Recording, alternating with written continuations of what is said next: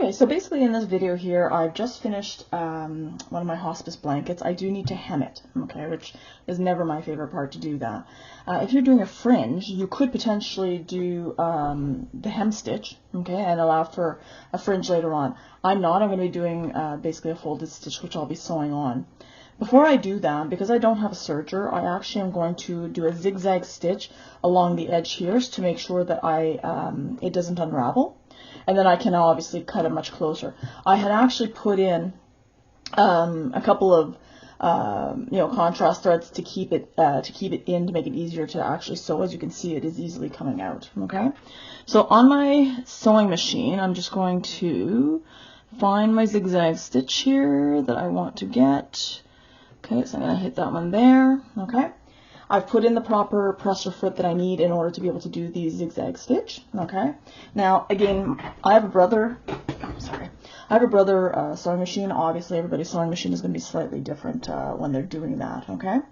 So, very quickly, all right, I'm going to. Okay. Again, nothing really spectacular, okay? Just literally going to go along the edge and follow it along. Alright?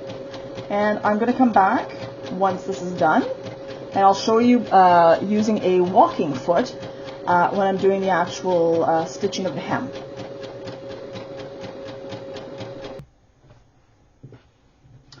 Okay, so basically I've finished doing the zigzag stitch on both sides. I'm going to remove, obviously, the contrast thread, cut things a little bit closer to where I want to actually start folding. Okay, you'll notice also I've got, sometimes at the ends I wasn't able to actually put them inside, and I had to leave them out. So basically what I'm going to do is I'm going to take a tapestry needle, and then basically I'm going to just go, up and down, in and out for maybe about an inch, and then cut it off so that it obviously stays inside here. I don't want to cut it immediately off here just in case it starts to unravel or you would see it. Once this is done, and I've done my rolled hem, I'm going to put it into the washing machine. This is acrylic. It doesn't feel so great right now, but once I take it out of the washing machine, it will be nice and soft, at least this particular company. When I took it off the loom, before I cut it, I wanted it to be a little bit easier, so I ended up using a liquid called Fray Check. And so it's kind of almost like it's a liquid, but it becomes a glue. And so what I did is that with all the threads, I basically put the liquid all the way along, okay, and I let it dry for about half an hour, and then it makes it quite stiff. So it makes it easier for you when you do cut the yarn or the threads off of the loom, and then you bring it upstairs, or bring it to your sewing machine. You're not looking at everything unraveling necessarily right in the process. I imagine if you're going directly upstairs to your sewing machine, you may not necessarily need the fray check. I just haven't had the greatest luck. I find things for me unravel very easily from going from the basement all to the upstairs to do my sewing. Okay, I'm going to change over now. I'm going to take off this presser foot here, and here is for the brother machine. This basically is a walking foot, okay? And so what a walking foot is basically, if I take this off, okay, let's see if we can take that off. I'm going to do that so there's no chance of hurting myself.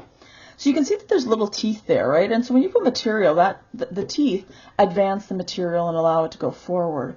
But what happens with knitted material, at least what I've noticed, is that when I'm trying to do a hem, because this is knitted, what ends up happening is that the top material or the bottom material doesn't slide evenly. And so when I get to the end, even though I may start, for example, with a hem that's pinned beautifully on this side, when I get to the other side, it might be like one side is off. Okay, I don't know that you're not going to necessarily see that, unfortunately, with this dark color, but it might be off, for example, like this, and that irritates me. I like to have nice proper hems. So I tried all sorts of methods that weren't working for me. I ended up buying a walking foot. Usually this is used actually in quilting, okay? And what the walking foot does is that it basically has a set of teeth on top and on the bottom, so that the material is moving at the same rate, okay? So you're not having the shifting of material. And again, you can obviously understand what the benefit of that would be for quilting, but I have found it quite good when I'm doing the hand woven material. So let me switch out my presser foot to the walking foot, and then we'll do an example of the folded hem using the walking foot, so you can see what that's all about. So I'm not sure if it's possible for you to see. I have a screw here. Basically, I have my husband's trusty little screwdriver, which I find very handy. I find that the one that gave me with the machine was too small and unwieldy. This gives me a better grip to be able to actually undo the screw. So I undid it enough. I didn't take it fully out because it is a pain to put back in. All right. I had to take this plastic thing. I put it basically, okay, so if you see, I don't know, here, I'm going to have fun trying to put this back in maybe. There. Okay, so basically I'm putting this part right here is going to go where the clamp of the screw is. This here, I'm not sure if you're able to see from your angle here. There is a, let's see if I can lower this a bit. Not sure. But basically there is a clamp here, basically a little bar, and this clips onto that bar. Okay, so let's put that in. All right, let's see if I can do this again without taking the screw off here. I hate this. There we go. Okay, and of course the top part did not go on. There we go. So the top part is now on the bar. This is around here. I'm going to push this in and hold it in place. All right, and then put the screw back in. And hopefully I'm screwing it the right way, because otherwise I'm going to, yeah, there we go. Okay. Nothing worse than having the screw fall out, and then I need to get one of these magnetic screwdrivers. This would be awesome. Okay, so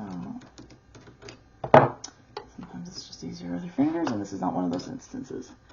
Okay.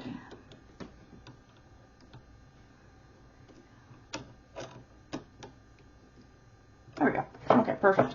Okay, so now basically I'm lucky because not only is the presser foot, or the walking foot in this case, up, I have the ability to actually go even higher if I wanted to. And I'm not sure if it's going to be great with this one here because it's yarn, and I was going to, and of course I forgot, I was going to use something thinner for the actual hem portion right here. And of course I didn't, and I used the yarn. So it's going to be a fairly thick hem. So we're going to find out whether or not that works for me. So I'm going to get everything set up, remove these contrast threads, clip them a little bit closer there, and do some pinning so that I can actually end up coming back and showing you how to do the sewing with the walking foot.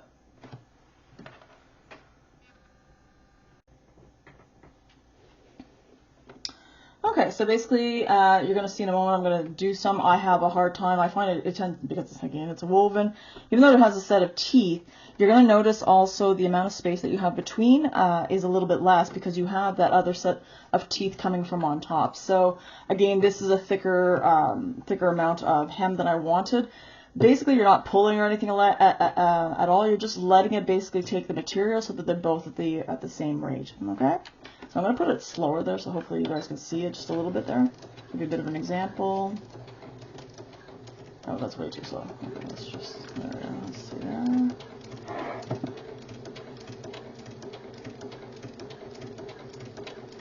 Yeah, maybe a bit faster, there we go.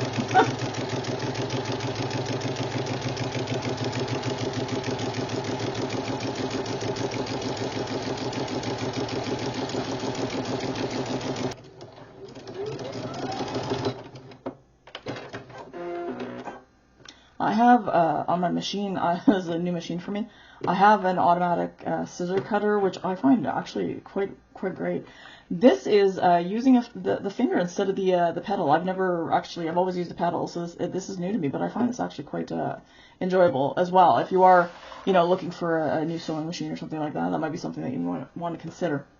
So I've done the first fold over. Obviously, I'm going to take it off here. Okay.